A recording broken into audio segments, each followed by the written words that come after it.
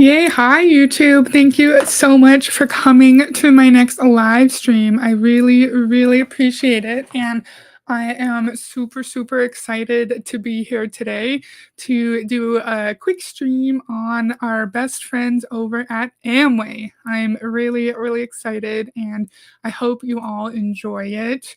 I cannot wait. Aw, that makes me happy. I'm glad you're here and I'm glad you're excited. Hi, Heather. Hi, Live Panic. Thank you for joining. Charlie says, hi, guys. Hi, Charlie. I'm happy you're here and really appreciate the support. Gary says, hi, Heather. Hi, Gary. Yay, I finally catch the start of a live. Yeah, it's nice that you make such an effort to come in, and don't worry about it if you can't catch the start every single time. Heather is the best anti-MLM YouTuber going. Oh, I'm not sure about that, but thank you for the compliment. I really, really appreciate that. Mark says, hey from Canada. Hey, Mark. Nice to have you here. Thank you so much for coming. Really excited. This will be a shorter stream. I don't know where to look again. Where do I look? This will be a shorter stream. I have a couple Amway videos for us to do today. And one is from like the 70s or the 80s. And then I have some more recent ones from the two sons of the founders. So I'm really excited about this. You really are the best. Aw, thank you. You've been around for like pretty much since the beginning, which I really appreciate. And also like Rich, Lift Panic, Gary, you guys have been around for a really long time. So it's awesome to have a group of people who've been around for like months and months and months. That's really cool. So thank you for sticking around and listening to my ramblings. I'm going to start this video. I'm really excited to hear all of your thoughts. I think I fixed the freezing issue, but I'm just going to keep my face small just in case, so it's not super distracting. I watched the start of the last stream, and for about 2 minutes straight, I just like you couldn't my mouth didn't match the sound, and I'm really sorry about that, and so hopefully today's better. So let me know, please, how the audio is with this because it's super, super old, and let me know if you can't hear it or if it's too loud, or maybe I'll put the captions on. Maybe I'll take those off. Just let me know what you think.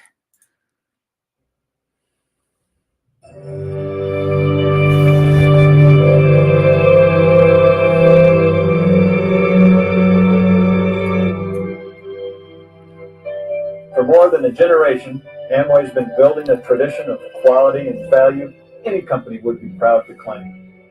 And it's He's so young. Steve is a baby. We're going to see him in a few minutes, and we've seen him before on the Amway page, but he must be like 30 years old here. He is so young. founding principles remain as strong and relevant today as ever. Let's take a quick look back, and you'll see what I mean. So our 11th year is a great one, but there are even greater ones to come. And now we can hear them okay, right? Let me know if you can't, because like it's super freaking old. He said Jay said our 11th year is a great one, and so I can't remember the exact founding date. Mark, you might know. So this must have been in the 70s, and so they were like 20 when they started. So he must be like 55 now, and so they're very, very young. And this is from when they were decades and decades and decades ago. So just remember the context of the time period that we're watching this in. So Live Panic says, sound is fine, but I like having the captions. Okay, thank you, Live Panic. on location at an Amway rally, here's Rich.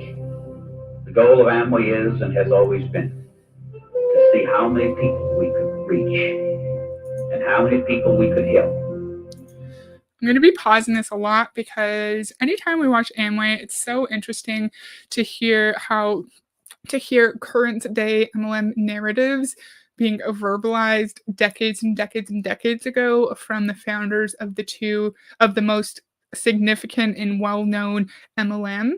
He's saying the whole point of being in Amway is that we are trying to help as many people as we can. And we see that in every MLM now. They always say, I just want to help people. I just want to reach as many people as I can. And we know they do that to make it seem like it's not all about the money and that you should be focused more on focused more on impacting others and instead of making money, even though you were recruited with the promise of making money, right? Mark said started in 1959. So 1969, 19. So the part we saw at the beginning where he said our first 11 years was 1971. Wow, that's crazy. It's so long ago. I love these old ass Amway videos. They're so fascinating. Remember to like the video to support Heather. Oh, thank you, If Panic. Yeah, if you like the video, that would be awesome to just show your support, but no pressure. You don't have to. It's awesome that you're just watching it all. But thank you, If Panic. So that they too could make their dreams come true. What were the things that really made a difference? And I want to share with you the 4 fundamentals that we think today, as we look back at this business, are what built this business and hold the business together. Now, fundamentally, the first one is the simple word freedom. Freedom. The freedom to be what one wishes to be. Before they go in and ramble about freedom and Amway, we know that is a big draw, what am I trying to say? Positive that MLM distributors like to verbalize nowadays. Everyone wants to have financial freedom. Everyone wants to have time freedom to be able to work where they want to work, to be able to go off and take their kids to dance lessons or take them off to the beach somewhere. And everyone wants more flexibility and more freedom. And the MLM is the only way that we can find that freedom. Again, another major narrative being pushed nowadays that we're hearing in like the 70s and the 80s from Rich and Jay. There's so many men in Amway, I always forget their names. So I was trying to find Jay. I wanted to see a speech for Jay because I haven't seen many of his yet. And this is what I was able to find. Those who've been in Amway before. Was Rich the more public figurehead of the company? Did we see Jay speak at many more current conferences? I know he passed away a little while ago, but if you were in like several years ago, you might have like crossed his path. Did he talk as much, or was the other founder more active? Because I noticed that Doug seems to be the more active son of the founders as compared to Steve. What do you think? To live where one wishes to live, to support the causes one believes in, to explore the full and exciting range of one's potential. Not many people ever experience that kind of freedom. It's a rare, uncommon freedom which must be won, must be earned. It's the result of one's own individual effort and vision. We offer freedom. So again, if we just put in all of the effort, if we try hard, if we have the right mindset, we're going to find financial success in our MLM. My bangs are pissing me off. They're just one big static mess. So I'm just going to get them out of my face. If we just put in the effort and have the vision and the grit and the determination, then we will be able to make the sacrifices that we need to make in order to have this level of freedom that Jay and Rich are talking about.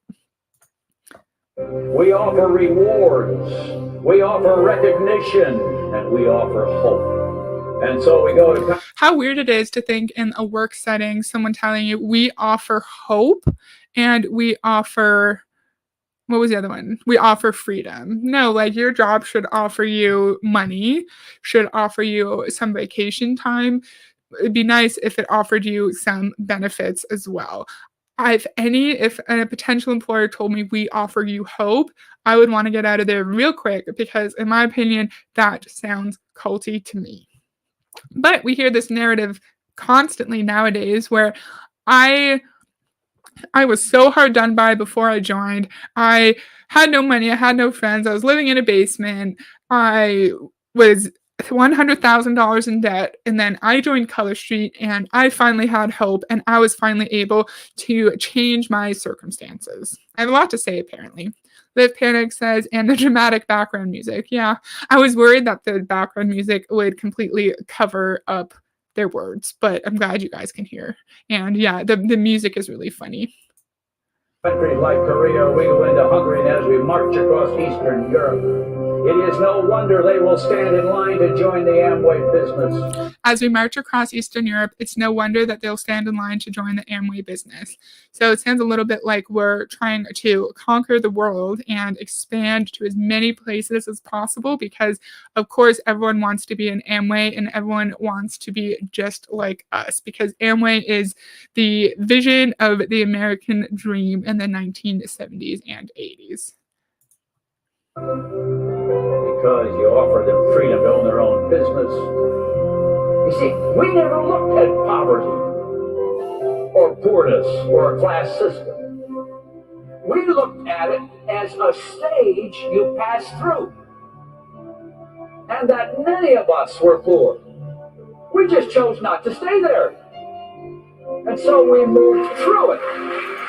I'm so sorry for pausing every 2 seconds. He's saying this from the position of a white, heterosexual, able-bodied male.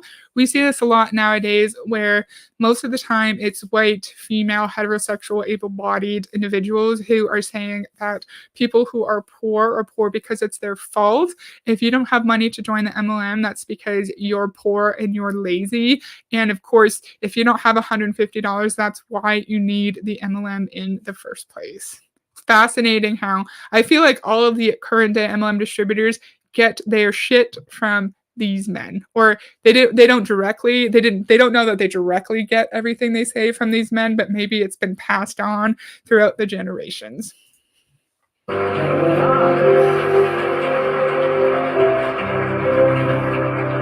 that's the freedom you have, that you can move beyond where you are.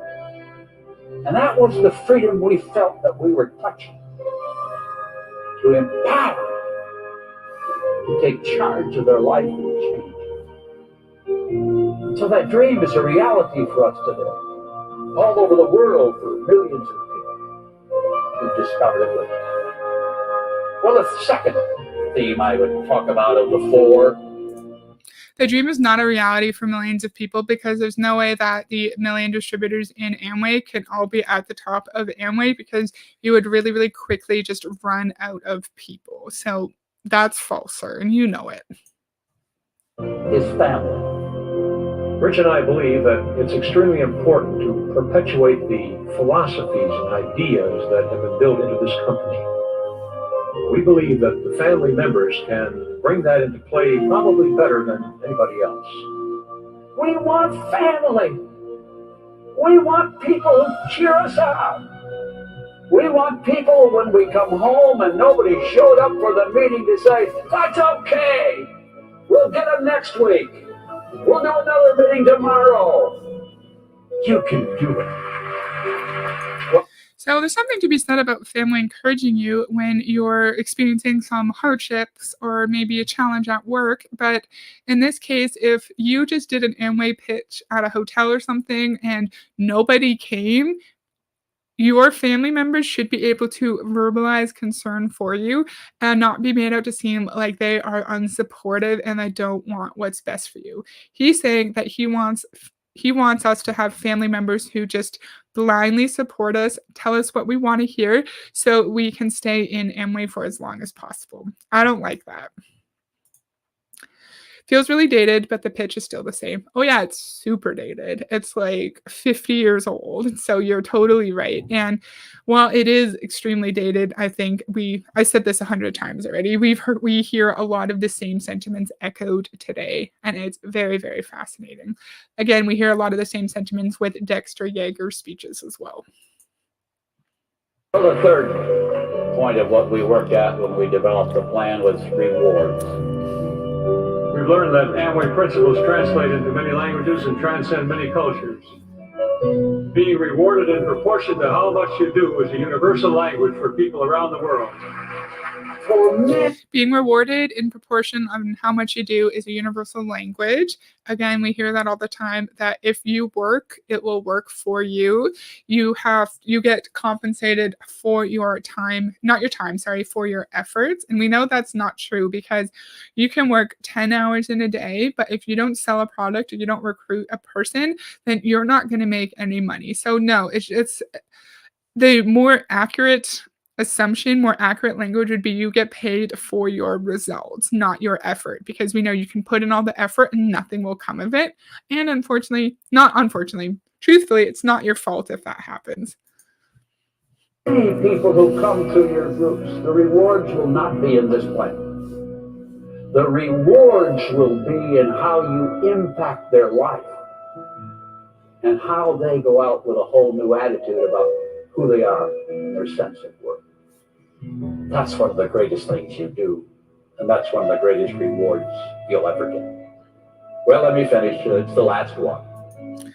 So our impact on other people is the greatest reward that we'll ever get. It's a real bait and switch. You're recruited into Amway thinking that you can achieve all of your wildest dreams, you can get out of debt, you can have financial freedom, and then when you're doing exactly what your upline's telling you to do and you're not making any money, the narrative changes, and then it's suddenly about the impact that you can have and how you can help other people become more self-confident and more outgoing. Real bait and switch. And the last one is hope. But then 30 years ago, I never dreamed that Ada would be Amway's world headquarters either. So it's important to look ahead with optimism and unlimited potential. Our goal. It's important to look ahead with optimism and unlimited potential.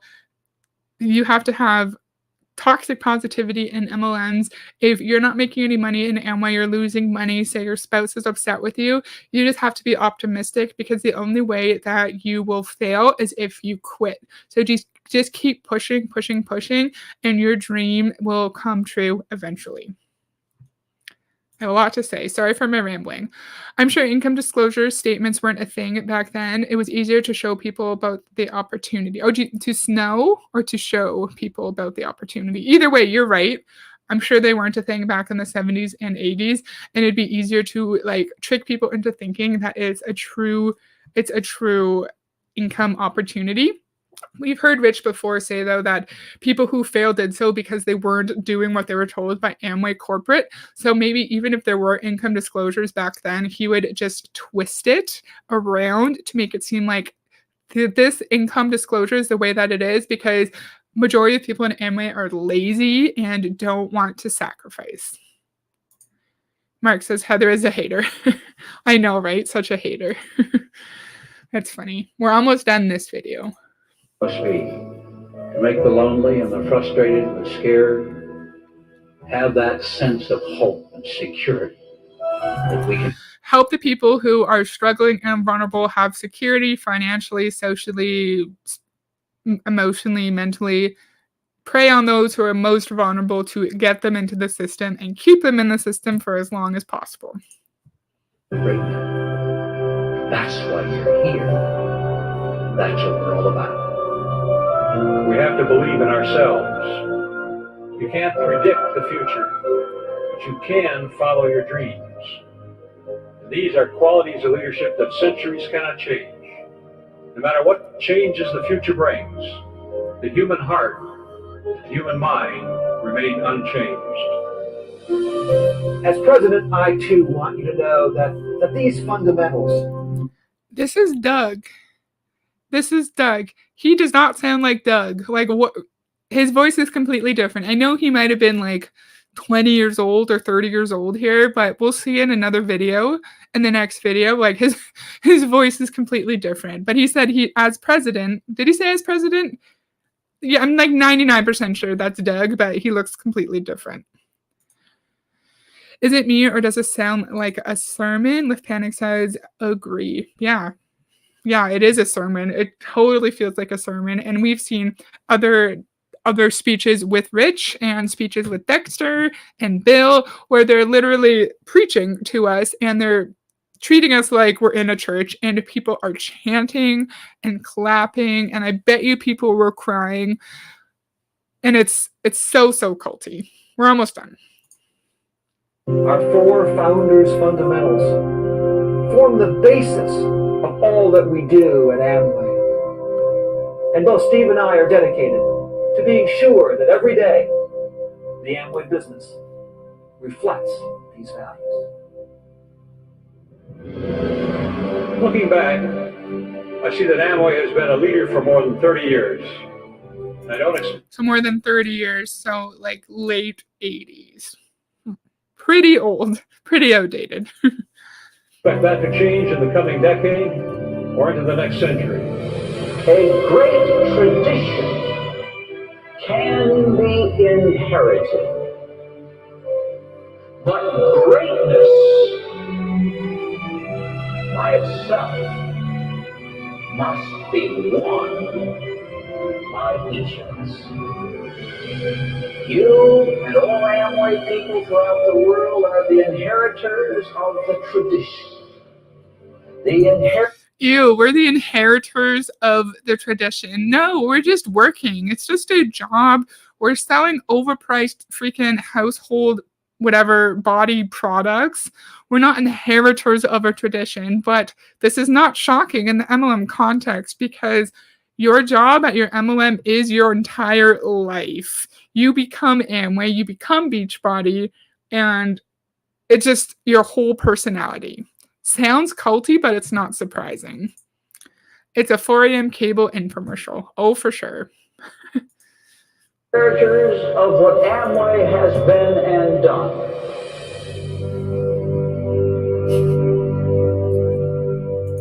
Fascinating. I loved that video. It's on a channel called IBO Fight Back, 15 years ago posted, and has 54,000 views. So I want to talk about a series on the Amway YouTube page that's called From the Archives.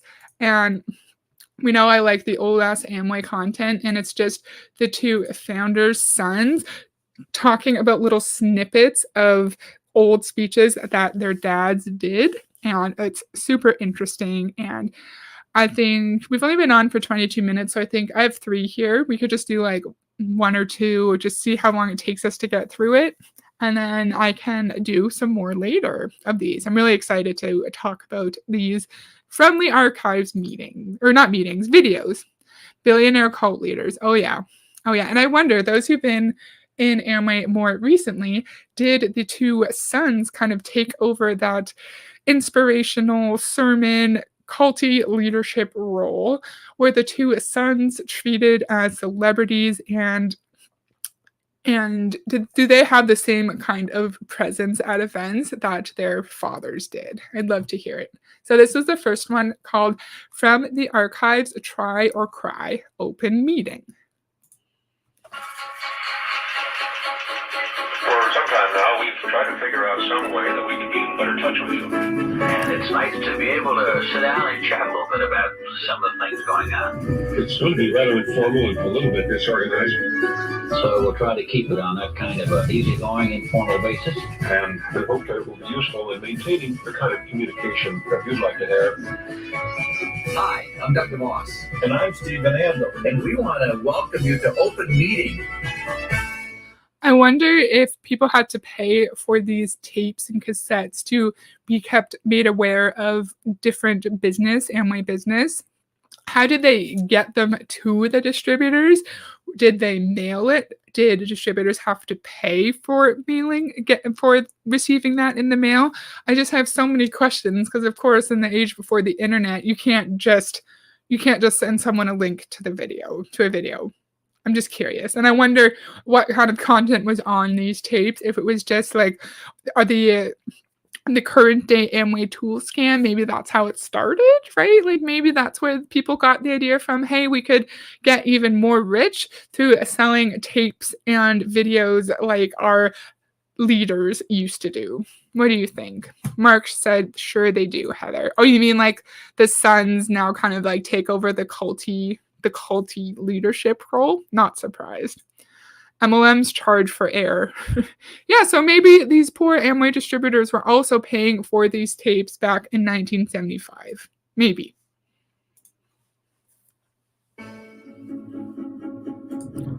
Hey, Hall, I'm happy you're here. Thank you for joining. Oh, yeah, they're forced to purchase them as part of personal growth nonsense. Then I wonder, were they also forced to purchase their uplines products from their companies? I wonder. Like, I wonder how many videotape or how many cassette tapes from how many different companies these people were forced to purchase. Fascinating. Hi, everybody. This is Open Meeting, where Doug and I get a chance to talk to you about things that are important in the business. This segment is called From the Archives. And From the Archives is a segment that we kind of go back and look at different things, whether we find maybe a speech or something that happened previously that we think is important to talk about. Today, we're going to talk a little bit about Amway's place in kind of the entrepreneurial environment. And we're going to talk a little bit about what it takes to motivate the young entrepreneur. Yeah, so we're going to So we saw the super young version of these two men in the video. I think like they're in their 60s or their 70s now, and they've literally spent their entire lives in Amway. It's all they did. They joined Amway as an employee. I think it was like the 70s or the 80s. Rich did Selling America early 60s. Ooh, what is that? Maybe I'll look into that. Thank you, Mark.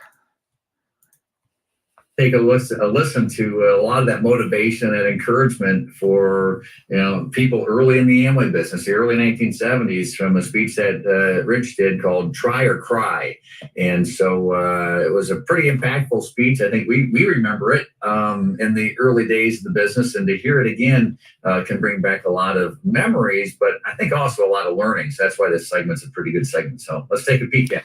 It seems like Doug, this friend here, is more confident with public speaking than this friend here. He's a little bit uncomfortable. He seems pretty good. Like, he's pretty good at the public speaking, but again, I wonder if Doug is the one who does the majority of the speaking now.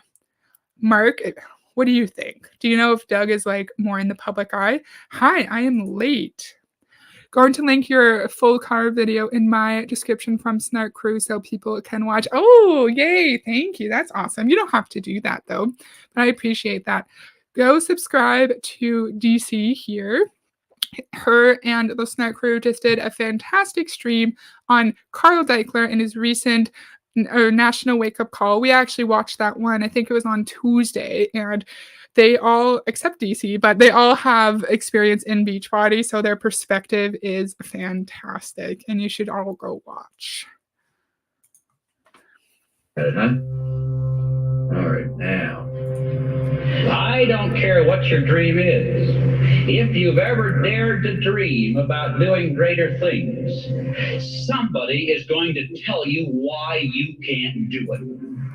This world is filled with people who have been telling everybody else why you can't do it. But I think you're going to be bugged, and I hope you are for the rest of your life, about the fact that you will never know what you could have done because you never tried. When we sat in the basement 12 years ago and started this organization, we did some very simple things. We haven't strayed too much from them. We said we wanted to build a business that anybody could start, no matter who they were, where they came from, what their education, what their color, what their religion. We just didn't care. Because we believed that most people, given a chance, would do something with it. If we could but get them to make those first stumbling, stuttering, fear-filled steps forward. It's a really quick little clip, so I just wanted to let it play through first. But he says that we're always going to have someone telling us that we can't do it. And again, another narrative that's really common nowadays, that the people who aren't supportive of you and your MLM, they don't have the confidence in you. They think that you're not outgoing enough, or you don't have the right skills to find confidence in the MLM, and they just not find confidence, find success, and they just don't understand the structure, and they're just uneducated.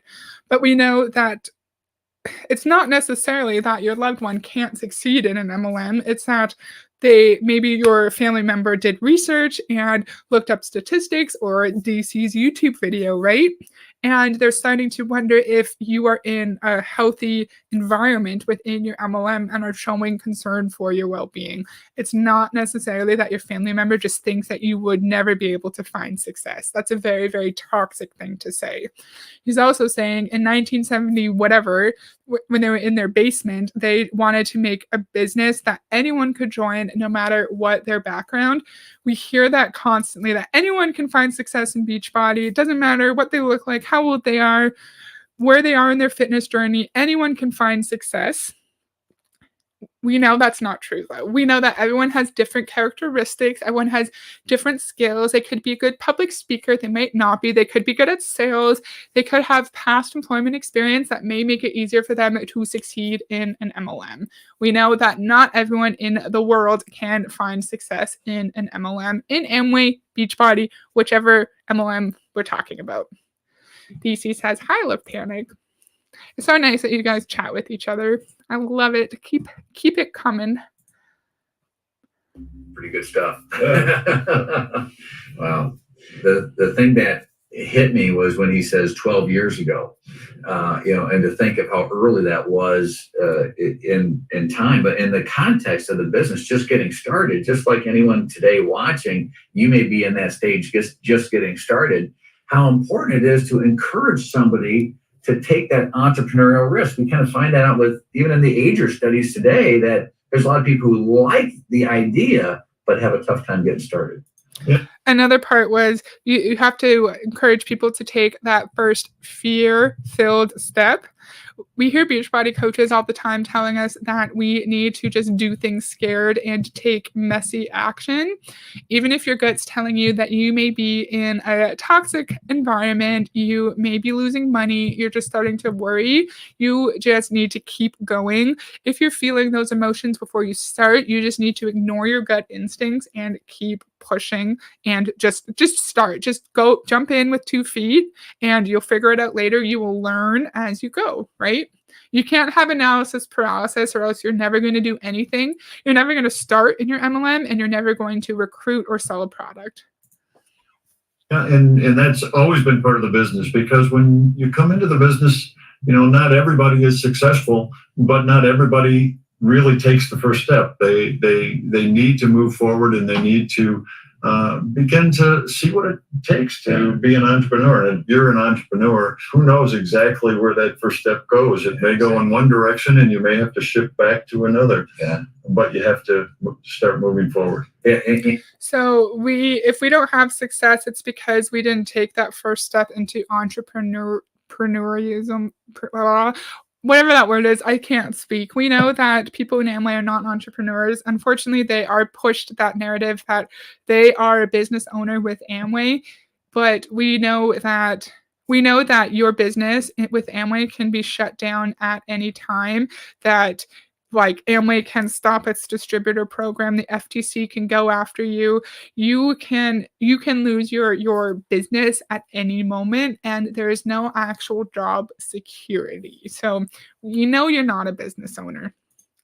Hall says, just spend your money on our junk and don't think about it, right? Right? I think like 6 million years ago on my channel, I did a video with Fraser Brooks where he told us that we have to stop thinking in MLM, because the more we think, the less we do. And we just need to stop thinking and just dive in. Dick has 3 helicopters. Do you mean Richard? Rich had 3 helicopters? Really? Wow. Or are you actually calling one of them a dick? Let me know, Mark. Which one? Some subtle victim blaming there. Yes, for sure. And I hate it. I hate the victim blaming. I hate the invalidating people's very true, real experiences in MLM. Oh, hi, Lilac Llama. Thank you for joining. Random question. Do you have any social media? I'm trying to follow so many anti-MLM accounts to try to get ignored by the Huns. That's funny. And no, I don't. I'm not a very social media-y person. I'm surprised I even kept up with YouTube for this long.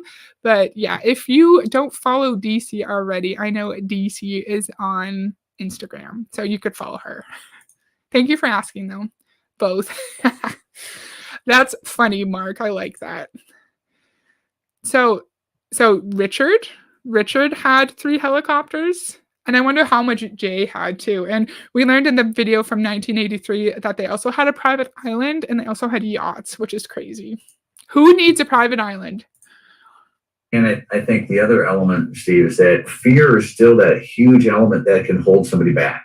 And so taking that first step is still one of the most difficult challenges in an entrepreneurial experience. And when Rich did the speech, I mean, he saw that and he understood very well that being an entrepreneur was something where you had to take those steps forward. It's kind of like what Doug and I are doing right now. We've never done this before. This is something new for us. Exactly. But we're taking a step and we're trying it. And we realize that we'd like to communicate with you and tell you what's going on. And this is our way of doing it. Sir, it's not the same. You're a billionaire. I don't know if he specifically is a billionaire, but I know their families are worth like $1 billion. You doing a fun little like podcast on your YouTube channel, yes, with a lot of subscribers, but you probably have a crew behind you. You probably have audio people. You probably did not need to write your own scripts. The level of risk is not comparable, sir. And you know that, sir. You know that there is significant risk for people who are joining Amway, not just financially, but emotionally, mentally, physically. You're going to lose your sleep. You're going to potentially hurt your relationships with your kids and your spouse. People joining Amway have more risk than 2 billionaires doing a podcast on their YouTube channel. Mark said, you are a 1099. Exactly, Mark. Charlie said, such slick marketing, right? Totally. Crazy. The private island sounds terrifying. Right? What are they doing on this island? That's funny. But it's a different way and something we hadn't done before. Yeah, excellent. We might look. Ooh, Mark, Peter Island. Peter Island. That is the Amway Island. We're going to let them finish, and I'll make a note of that in my phone. Thank you, Mark. A little silly. We might make a few mistakes. It's a lot easier not to do something. It's a lot easier just to step back. And whether it's kind of something like this program or some of the strategies we have with Amway Next, how we're looking at the business going forward, some of the decisions that we've made about how to improve the business today, it has the same sort of fear factor or the risk element there of, boy, what if this doesn't work? What if somebody sees it? What if we embarrass ourselves? But we have to, overcome those fears, work with people and say, let's keep taking steps forward. So I kind of like From the Archives. Yeah. And I think there's a lot of principles that are part of the business, that are foundations in the business, that it'll be fun to go back to and find things in the archives that tell us, here's what the business is all about. There's a difference between doing something that you're anxious about and your gut telling you that you need to get out of a situation. I started a new job semi recently, and I was really scared to start the job, but I knew it would be good for me to change employment, and I did it anyways. I was really scared to move from one side of the country to the other for work, but I did it anyways because I knew the job was a big opportunity. There is a big difference between just being anxious and then being really, really scared to do something because you know that it's a toxic, unethical environment and you know you're being mistreated. What do you think? It's really bad, you guys. Yeah. Oh, do you mean Peter Island? It's really bad, or like what they're saying? Either way, it's all bad. Sometimes we think we're doing everything for the first time, and you got to realize, you can learn from things when it was the first time. It feels like the first time to us, so you can take a little support knowing that, hey, there are others that have gone through it. And if we're taking risks, we can keep moving on and building on the foundations of the past. So this is a great segment. It's going to be a lot of fun. So thanks for joining us, and hope you enjoy it too. So that's the first one. I think I might just do one more because I didn't expect the first of our videos to be so long. I had a lot to say. Which one's the shorter one? Let's do this one because it's shorter. Okay, so Lift Panic says, not really much substance to this video. They like hearing themselves talk. Yeah, I think it's cool to hear clips of past speeches, but I think they could have just had the clip, had a minute or two of them talking about the clip and then move on. And I think they're trying to make the video longer than it needs to be. That's a good point. Mark, it has Island of Dr. Moreau vibes, but instead of merging animals and humans, they merge Amway and humans. Are you looking up the island lilac llama? I'm definitely going to do that. I'm really interested in that now. So thank you, Mark, for telling us the name of the island. And so we have one more here called Delegate or Stagnate, and it's 3 minutes and 28 seconds, and then we can be done. Oh, Hall said scampreneur. Yeah, totally. I agree. That's a funny one.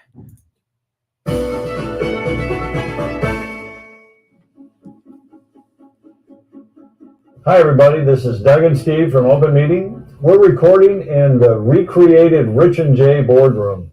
In fact, if you ever take a tour out here, you'll get a chance to see it. It's kind of fun to see a little bit of history. We're going now. I wonder if they had like some of their first meetings in that boardroom, right? And that would make sense if they were recreating it. But other than that, like unless this is where Amway started, why do you need to recreate a boardroom? You know what I mean? It seems kind of weird, but there's like some historical pictures on the wall. Maybe that's like a board meeting. It's kind of cool. It's kind of cool. I didn't even notice they have Amway energy drinks here. Anyone who's been in Amway before, did you try the energy drinks? How did they taste? I'd love to know. Yep, they set up a resort there. Oof, that's so interesting.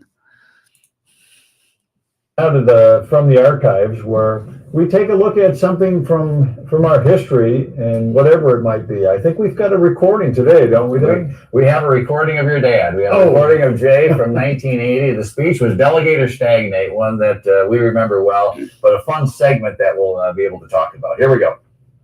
In every organization, we find it's made up of 4 kinds of people. The wishbones, who spend all their time wishing somebody else would do the work. So they are going to do some victim blaming here, telling us that if we don't find success in Amway, it's because we're wishbone. We just want amazing things to happen. We want to achieve all our financial goals, but we don't want to actually put in any of the effort. The jawbones, who spend all their time talking but very little else. The knucklebones, who knock everything that everyone else tries to do. And the backbones, who get under the load and do all the work. So if we're not a backbone who actually wants to get in there and do the work, then it's our own fault that we don't have success in Amway, because we're either just wishing, we're either talking or complaining and whining, or we are the kind of person who actually does the work. So I think hearing someone like Jay tell us something like that, we're all going to want to aspire to be what did he say? What work bone, whatever the last one was, whatever bone, the one who actually does the work, we're all going to want to aspire to be that person, and we're going to listen to exactly what Jay tells us to do. Look at all these people just like crowding Jay. That's pretty interesting. I like seeing these pictures. And that's probably true in an Amway organization as well. Someone once put it this way: the hard part of making good is that you must do it every day, and success depends upon the proper functioning of the glands, the sweat glands being the most important. Why would you cut it there? Success relies on the sweat glands. I like this. It's fun to see a historical perspective, but like, why not do a couple more minutes of the speech? Like, you're talking about victim blaming and about how it's your fault because you're this type of person, but then like to find success, your glands have to work. Am I missing something? If you see what he's trying to get at here, let me know, because I don't get it. Classic. It certainly is. Although I totally remember Dad talking about all those bones. In fact, he talked to me a lot about being a knucklebone, at least me every once in a while. But, backbone, when you think about what he's talking about with backbone, that's the case in almost everything you do, but it's certainly the case in our Amway business as well. I think Dad was really saying that, hey, the Amway business is there for everybody. Anybody can do it, but it takes a little bit of work. You got to take a look at what you're doing, what you want to do, and you got to take the first step, and you got to continue those steps. You got to take the first step and continue those steps. Lift Panic, you're right. They don't have any substance. What's the first step? The first step would be joining Amway, and then take the next steps. Okay, so what are the next steps? And it's completely opposite. In MLM, it doesn't matter if you put in all the time and effort. I've said this a million times, going to say it again. If you don't recruit or you don't sell, you're not making any money. You could work 12 hours a day and make $5. Every time we do this segment, it just everything applies so clearly from that era to where we are today. Those are wishing for, those are talking about. I'm sure you and your groups, or maybe even you yourself, could see yourself going, "Gosh, I may have talked a lot or hoped a lot, but didn't quite do the work." And I think both our dads were pretty focused on doing the work and getting there, doing the work necessary, sweating a little bit, making it happen, selling products, sponsoring people, doing it over and over, helping one another. And that's it. It doesn't matter. You could do everything. You could work 12 hours a day. You could buy all the tapes from freaking Network 21. You could do everything, and it doesn't matter. If you don't sell or recruit, it doesn't matter. I hate the very, very polite victim blaming, and Live Panic has a fantastic point. They're very personable, which they are. They seem very well spoken and they seem very kind. But can you imagine if the MLM is all you've ever known in life? Yes.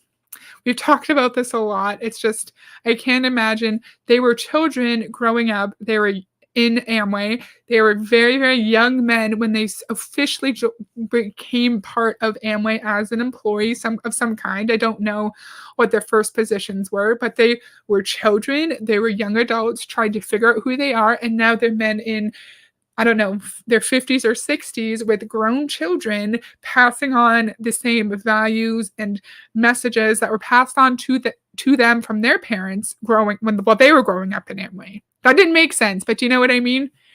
Yeah, we've talked about this before, but I can't imagine having your MLM be literally your entire life. And these two men don't really have a choice.